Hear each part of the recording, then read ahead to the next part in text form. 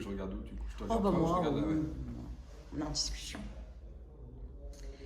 Franck Hadès, merci de nous recevoir pour LCI, pour le livre sur Xavier Dupont de Ligonnès, L'Enquête, qui revient donc sur l'enquête que vous avez sortie l'été dernier dans le magazine Society. On va passer d'abord à la presse avant de parler du livre. Quand vous sortez le premier exemplaire et que c'est sold out, vous dites quoi? Alors quand on sort le premier numéro, ça part très vite. Et là on se dit ça part plus vite que ce qu'on avait pensé.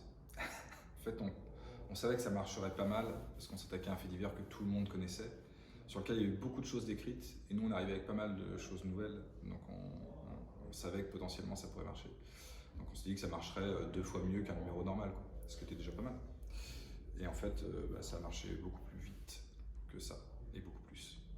Mais Et quand vous sortez le deuxième, il y a toujours des gens qui sont en train de chercher le premier. ouais, alors ça c'était, si je peux dire, notre bonne idée marketing, ça a été de feuilletonner, de faire deux numéros. C'était long ce qu'on avait écrit, on avait écrit 250 000 signes, donc il y avait beaucoup de matière. Et on n'a même pas tout mis, on a mis tout ce qui était vérifié, survérifié, revérifié, patati patata, toutes les hypothèses, toutes les choses qui étaient encore un peu en chantier ne sont pas dedans. Donc du coup, il y avait forcément beaucoup à mettre, et on s'est dit on va le faire en 2 numéros. Et ça a fait un petit effet chasse au trésor, c'est-à-dire que ceux qui avaient le 1 voulaient absolument le 2, ceux qui ne trouvaient pas le 1 achetaient quand même le 2 en se disant je trouverai bien le 1 à un moment donné, etc. Et c'est vrai qu'il y avait une espèce de course au numéro qui était assez dingue, qui a fait tout l'été, quoi. Est-ce que je peux t'embêter? Vas-y. Je suis pas hyper heureuse de mon cadre. Et Vas-y. ça t'embête si on se met sur la Non, chaise? je fais ce que tu veux.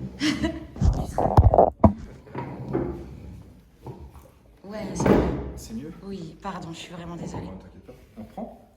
Oui, mais il était très bien mon truc, hein. Je peux le garder. Ah oui, non, on peut faire, t'inquiète. On peut Si continuer. tu veux tout avoir Non, sur le non, cadre. non. Ouh. Je t'ai dit, je suis tarée. Donc, il y a la chasse au trésor, mais il y a aussi un truc qui est assez limite nouveau pour de la presse écrite. Bah, il y a des gens qui revendent les numéros au noir. Ouais. Alors ça par contre, j'étais pas hyper fan du fait que les gens revendaient les numéros sur eBay hyper cher. Il y a des gens qui les revendaient 500 €, quoi. C'était et pendant je crois un mois quasiment, même un peu plus, on était au top, on était le truc le plus vendu sur le Bon Coin. C'est-à-dire que le truc le plus vendu sur le Bon Coin, c'était des exemplaires de Society, quoi. Bon bah ça après c'est chiant parce que tu te dis je préférais que les gens achètent les numéros qui sont en kiosque et que ça fasse vivre les marchands de presse et puis nous accessoirement. Mais bon, en même temps, c'est un peu la rançon du truc. Et les téléchargements, c'était pareil. Les téléchargements illégaux, c'est incroyable. On parle pas en milliers ou en dizaines de milliers de téléchargements illégaux. C'est une folie. Donc, en fait, quand on dit qu'il y a eu 400 000 lecteurs, en fait, il y en a eu beaucoup plus. Il y a eu 400 000 ventes. Ventes. Ouais. Un lecteur, c'est plusieurs millions. C'est plusieurs millions. Parce que même le taux de prise en main, c'était un numéro qui était extraordinaire. C'est-à-dire que les gens, ils allaient en vacances, tu avais un numéro pour tous les gens du site sur lequel ils étaient, quoi. Donc le taux de prise en main, il est colossal, quoi. Je pense qu'en nombre de lecteurs, je sais pas. Ça a rassuré vos journalistes, parce que vos journalistes, les 4 qui ont travaillé sur l'enquête, c'est quoi? C'est 4 ans, 5 ans de travail? Ça les rassure Ouais. de voir cet engouement pour leur travail aussi? Je pense qu'on était tous assez contents du fait que le travail soit récompensé et qu'on se dise ah tiens, ils ont enquêté pendant longtemps et ça paye. Enfin, c'est-à-dire que oui, le truc se vend bien, etc. Après, on n'a pas passé 5 ans à plein temps à bosser dessus non plus. Donc souvent on dit on a passé 5 ans, on a passé 5 ans. En fait, on n'a pas passé 5 ans à temps plein. On a passé au total peut-être cumulé 2 ans à temps plein, ce qui est déjà énorme. Pour une enquête dans la presse, c'est pharaonique, quoi. Surtout à aussi nombreux, quoi. Mais bon, il fallait ça après pour avoir toutes les infos qu'on avait et puis pour tout recouper, pour interviewer un certain nombre de personnes. Et puis c'est une enquête qui se fait dans la longueur. Enfin, je veux dire, quand on enquête sur une disparition, ça se fait pas en 15 jours. Comment on travaille à 4 sur une enquête comme celle-ci? Il y en a un qui cherche d'un côté, l'autre qui cherche de l'autre et on recoupe? En fait, ils se répartissaient les personnes à interviewer, déjà, dans un premier temps, qui était un peu la base de la base. Et puis après, en fonction de ce que tu ramasses, tu te répartis les choses entre les différentes spécificités des uns et des autres. Ils ont des profils assez différents, les 4 qui ont bossé dessus. Donc ils se répartissaient les choses en fonction de ce qu'ils savaient le mieux faire aussi. Tu en as quelqu'un que tu avais, Thibaut, qui était plus fait diversier, qui connaît très bien les faits divers, qui avait une grosse expérience, y compris de Xavier Dupont de Ligonnès, puisque c'était sa première enquête de faits divers quand il était au Parisien. Donc il connaissait le sujet par cœur. Maxime et Sylvain avaient noué des relations avec des proches du dossier, et donc du coup, eux, ils géraient vraiment cette partie-là, et puis ils avaient une connaissance aussi très encyclopédique du dossier. Pierre avait une vue peut-être plus globale de la chose, c'est plus lui qui a écrit le papier réellement, qui a fait toute la mise en forme, etc. Et puis il a fouillé un nombre de documents incroyable, il a compulsé un nombre de documents sur le dossier qui était pharaonique. C'est-à-dire que dès qu'il pouvait trouver, et puis il avait eu plein de recherches digitales, etc., etc. Enfin, il y a eu beaucoup de travail de fourmi pour recouper, parce qu'en plus tu pars forcément à un moment donné sur des hypothèses, et tu te dis tiens, on va aller dans cette direction, tu creuses, boum, impasse, hop, demi-tour, ah ça va être ça, hop, on creuse. Donc c'est ça qui prend du temps en fait, c'est que tu prends des portes régulièrement, tu tombes dans des impasses régulièrement, tu as des signalements, parce que ça commence à savoir que tu travailles sur l'affaire, donc on te donne, des choses viennent à toi, beaucoup, il faut les vérifier.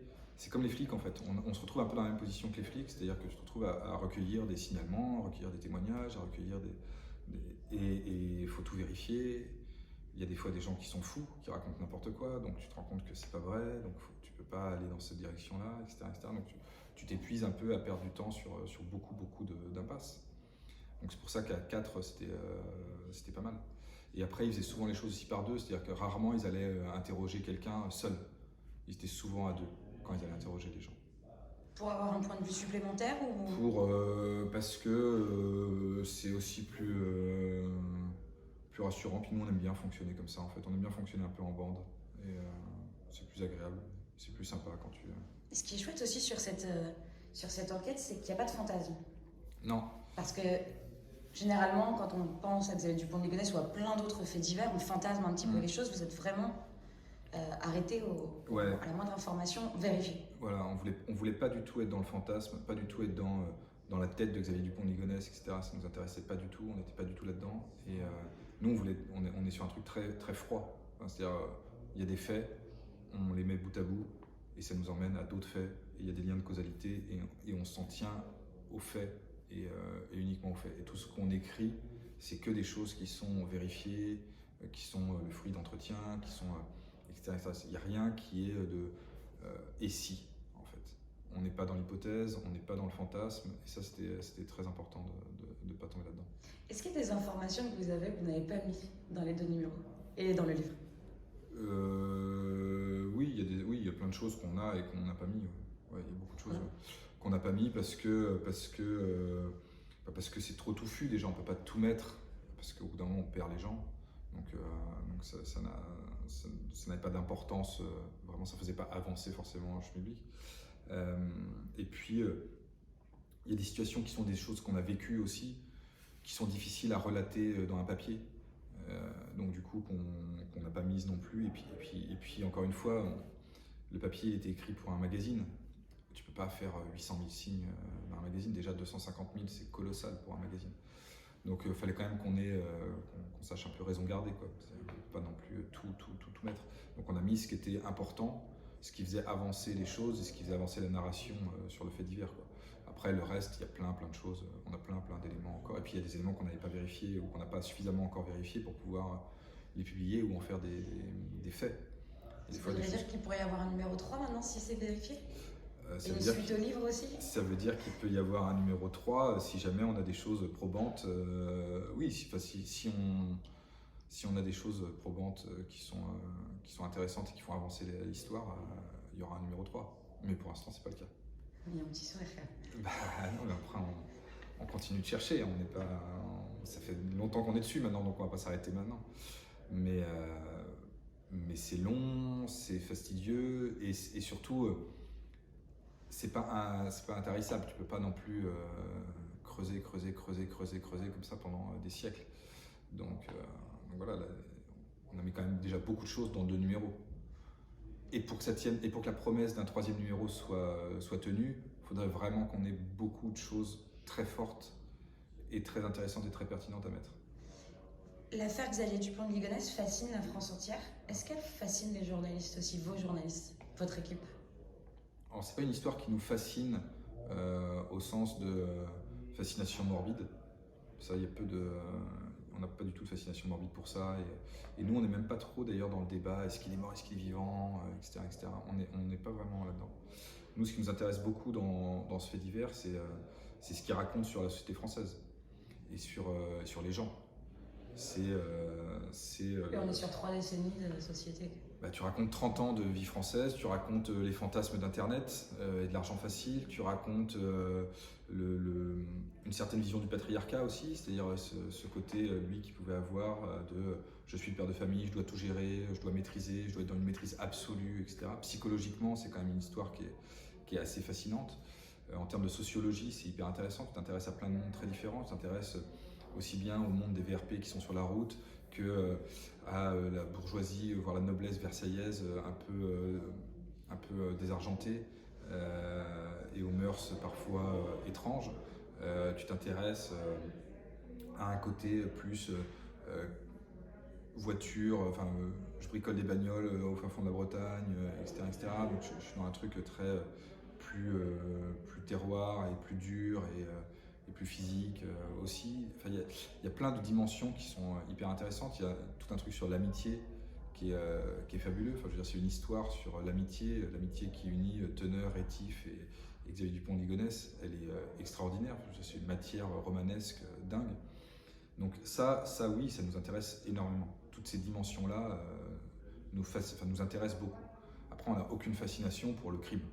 D'ailleurs, on raconte quasiment pas le crime dans le papier. C'est-à-dire qu'on ne rentre pas dans les détails sordides du crime. On élude au maximum la chose, quoi. Mais vous comprenez la fascination des Français, en revanche? Mais je pense que la fascination des Français, elle est aussi pour tout ce que ça représente et tout ce que ça dit d'eux-mêmes, en fait. C'est-à-dire que Pierre Boisson dit souvent que le fait divers, c'est le fait démocratique par excellence. Et il a raison, c'est-à-dire que c'est quelque chose qui nous touche tous, en fait. C'est-à-dire qu'on retrouve tous une part de nous, pas dans le meurtrier, mais dans l'histoire globale que ça raconte. C'est-à-dire que c'est la relation avec sa femme, c'est la relation avec ses amis, c'est les relations de famille, c'est tout ça c'est le rêve d'Amérique, c'est tous ces trucs-là, c'est des trucs qui sont un peu très présents dans la société française et qui un peu intéressent chacun d'entre nous, quoi. Donc je pense que la fascination, elle vient de là, plus que pour le crime en soi. Il n'y a rien de fascinant à tuer des gens. Et je pense que les gens ne sont pas fascinés par le fait qu'il ait tué des gens. Je pense qu'ils sont fascinés par deux choses. D'une part, par l'ampleur de l'histoire et le fait qu'à chaque fois qu'on ouvre une porte, c'est un monde incroyable et fou. On se dit, waouh, qu'est-ce que c'est que ce délire? À chaque fois que tu découvres un personnage de l'histoire et que tu creuses le truc, tu te dis, mais c'est pas possible. Et bien si, c'est possible, et en fait. Et on est tous un peu comme ça. On a tous des trucs un peu bizarres ou étranges. Voilà, et là, tout à coup, ils sont mis en lumière à travers un fait divers. Donc forcément, c'est assez fascinant. Et puis, il y a une fascination pour la disparition. C'est quand même aussi le mystère. C'est le mec a disparu et n'est pas retrouvé. Donc ça joue. Je pense que ça, dans l'inconscient collectif, ça joue énormément. Si on l'avait retrouvé, ça serait fini. C'est l'affaire Troadec. Enfin, tu vois, c'est une affaire qui serait bouclée et on n'en parlerait plus. Là, c'est une affaire où on ne l'a pas retrouvé. Et donc le mystère reste un truc qui tend l'histoire de manière qui donne beaucoup de suspense à l'histoire. Pourquoi en avoir fait un livre? On en a fait un livre très low profile, enfin très humble. On voulait pas faire un gros truc genre l'affaire Xavier Dupont de Ligonnès, machin, avec un truc. On a juste republié les 2 articles en un, en fait. C'est juste que quand on a mis les 2 articles séparément, que des gens avaient eu le 1, pas le 2, le 2, pas le 1, etc., etc. Et on avait envie que ça existe de manière unie, un peu comme les livres de non-fiction qu'on peut aimer, de David Grann, etc., etc. Donc c'était un peu dans ce registre-là, en fait. C'était histoire de le regrouper en un fait divers, un livre simple, mais sans grande prétention. C'est ni plus ni moins que les deux articles réunis, quoi. Il n'y a rien de plus, il n'y a rien de moins. Peut-être une ou 2 fautes d'orthographe en moins, mais à part ça, c'est pareil. En revanche, vous travaillez sur une fiction. Ouais, on travaille à adapter, les articles en fiction en ce moment. Alors pourquoi On est fiction et pas documentaire? On a choisi la fiction parce que ça nous permet de raconter vraiment bien, comme on l'aime, les dimensions sociétales qui sont inhérentes à ce fait divers et qui nous paraissent très importantes. Ça nous permet aussi d'éviter l'écueil du documentaire un peu merdique qui pourrait être fait parce que les témoins les plus importants de l'affaire sont décédés. À partir du moment où les témoins de l'affaire sont décédés, c'est-à-dire faire des reconstitutions, beaucoup de reconstitutions. Nous, on n'est pas très fan de faire des reconstitutions. On trouve ça un peu glauque pour le coup. Et donc, on n'avait pas envie d'aller là-dedans. En revanche, on trouvait qu'il y a une matière romanesque qui était très intéressante et une matière à fiction qui était très intéressante et qui pouvait donner lieu à une adaptation. Donc, du coup, on travaille dessus. Donc vous resterez sur... il n'y aura pas de... Ça ne sera pas romancé. Vous resterez sur les faits. Une chose est sûre, c'est que tout ce qui aura attrait à l'affaire dans l'adaptation s'en tiendront aux faits. Il n'y aura aucun... on ne va pas... comme M6 a pu le faire, fantasmer être dans la tête de Xavier Dupont de Ligonnès ou fantasmer une fuite je ne sais où, ou c'est pas du tout le propos en fait. Et on trouverait ça indécent et pas très respectueux des victimes, etc., et des gens qui sont impliqués dans ce fait divers. Nous, on a envie de coller à un truc très factuel et de s'en tenir à ça en fait. Et on pourra le voir où quand ça sera prêt? On pourra le voir où je ne peux pas encore dire. C'est pas nous qui diffuserons. Mais ouais, il y a des diffuseurs très intéressés. Justement, forcément, je pense que vous êtes à vif de voir ce que font les autres. Vous en avez pensé quoi des fictions de TF1 et d'M6? Donc on a eu la version dans la tête de Xavier Dupont de Ligonnès et puis on a eu l'affaire Je me fais une chirurgie esthétique avec Claude Méral. En tant que journaliste, on voit ça comment? Moi, je les ai trouvées très mauvaises, les fictions qui ont été faites. Enfin, c'est pas du tout... ça m'intéresse pas du tout. Ça m'a vraiment pas du tout intéressé. J'ai trouvé ça pas intéressant. J'ai une question. Je veux pas être trop méchant. Oh non, je les ai démontés. Hein. Non, et pourtant, c'était un des téléfilms sur ma chaîne, je l'ai démonté. Enfin, sur mon groupe, je l'ai démonté. C'était nul. Ouais. Je le mettrais. Non, tu peux le mettre. Non, mais c'était nul. Non, mais après c'est jamais facile à réussir non plus. Donc voilà. Et puis après, ils n'avaient pas forcément la matière qu'on a nous, ce qui fait quand même une énorme différence. Nous, on a une façon de raconter l'histoire qui est bien à nous aussi, que nous on aime bien. Ce qui veut pas dire que le reste c'est de la merde. C'est juste que nous on aime bien raconter l'histoire à notre façon. Donc forcément, quand c'est pas raconté à notre façon, généralement, on aime moins. Ouais. Donc on trouve ça moins bien. Voilà. En l'occurrence, ouais, non, c'était pas terrible. Est-ce que, parce qu'on sait que la famille Dupont de Ligonnès, la mère est très spéciale, ils sont toujours du côté de Versailles, etc. Est-ce qu'ils ont eu vent de votre article? Est-ce que vous en avez déjà discuté avec eux, sachant qu'ils ne sont pas très... Ouais, non, toute la famille, je crois que tout l'entourage de Xavier Dupont de Ligonnès sait qu'on a écrit ces articles. Et ils étaient au courant avant, enfin, c'est que des gens qu'on a ou eu, nous, en entretien, ou sollicité et qui n'ont pas voulu répondre, c'est arrivé pour certains. Mais oui, tout le monde est au courant. Enfin, puis l'enquête a fait suffisamment de bruit et d'écho médiatique, au-delà même des ventes qui sont énormes. Tout le monde en a parlé, quoi. Donc c'était difficile de passer à côté. Qui plus est quand on est impliqué dans le fait divers. Je pense que oui, tout le monde est très au courant. Mais avec vos journalistes, quand vous découvrez les mails qui ont pu être envoyés, coucou les cochons, machin, etc., avant de les... Exemple. Avant de les publier, vous êtes quand même vous, premier lecteur, vous dites quoi? Vous dites... Quand on commence à recueillir des témoignages qui nous racontent les mails, qu'on voit qu'on a des éléments de correspondance entre les différents protagonistes, etc. Là, en fait, à chaque fois qu'on avance sur un personnage ou sur une relation entre des personnages, on se dit waouh, ok, c'est ouf. Et à chaque porte qu'on ouvre, entre guillemets, on se dit on s'y attend jamais en fait. Mais à chaque fois, ça nourrit quand même un portrait psychologique qu'on se fait nous du tueur en l'occurrence et puis de l'entourage qui s'affine et où on comprend lui son désir de manipulation ultime, la relation qu'il a avec sa femme où elle est insatisfaite et où il est très dur avec elle et voire vraiment parfois horrible et où on sent qu'il veut toujours garder le contrôle et qu'il est dans un truc et donc du coup nous ça nous aide aussi dans la progression d'enquête, c'est-à-dire qu'il y a des choses qu'on comprend mieux, il y a des témoignages qu'on peut interpréter un peu différemment et donc du coup quand on réinterviewe les gens ce qui est arrivé, bah, du coup on peut réinterviewer différemment, réangler différemment et donc chaque nouvelle piste, chaque nouvelle porte ouverte qui est quand même à chaque fois une porte ouverte sur des choses incroyables et souvent folles, bah, du coup permettent de préciser un peu le propos et l'enquête, quoi. Les faits divers passionnent les Français, même en général. Est-ce qu'il va y avoir d'autres enquêtes sur d'autres personnes prochainement? Nous, on n'a pas envie de devenir les spécialistes du fait divers. Donc, on traite plein d'enquêtes en ce moment sur différents sujets, mais pas beaucoup sur des faits divers en ce moment, par exemple. Et puis là, Xavier Dupont-Ligonnès nous a mis une telle lumière sur le côté waouh, fait divers égale society, qu'on n'a pas envie d'être opportuniste là-dedans et d'enfoncer ce truc-là. On a plutôt tendance dans ces cas-là à se dire, oh là, hop, on fait un peu en retrait et puis on fait autre chose.